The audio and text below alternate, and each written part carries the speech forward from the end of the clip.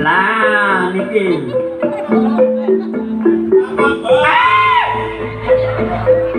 Kurang ajar sih. Ini namanya Darmi. Darmiati asli perpanjangan ini. Lek bengi, lek awan Darmo.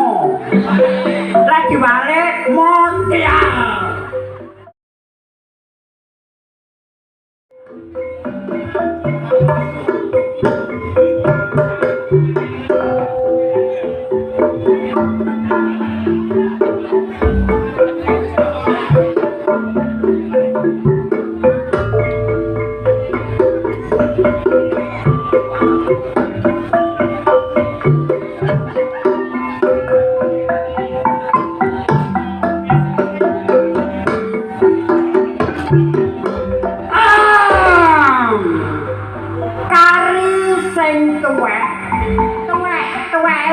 Dulur paribasane tuwek-tuweke mbute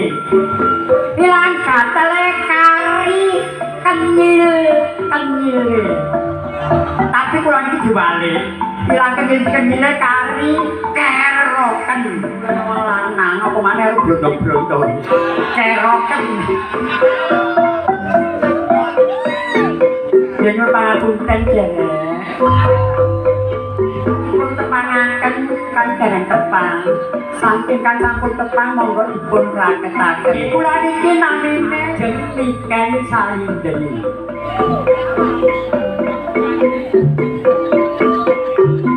Lodro Putra Persada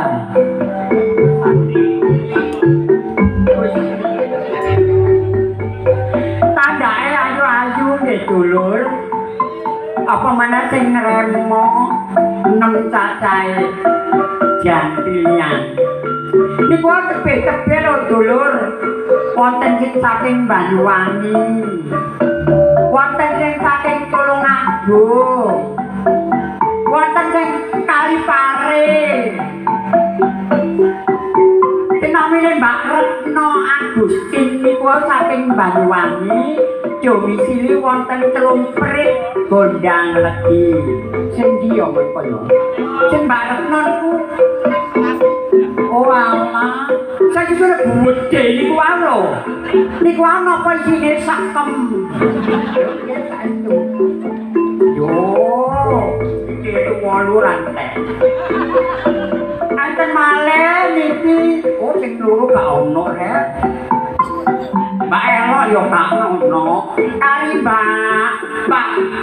Hera Susanti Mbak Hera Susanti niki saking Kalipare Putih ayu suarane penak Heri Susanti lekne bengi lek awan Sukamto antene jeneng wedok ora jenenge wedok ya kurang porem kurang luwes nggih metu-metu maksudnya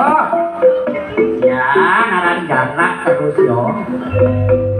enten malih Mbak Carmila niki saking Lumajang mirene yo lah niki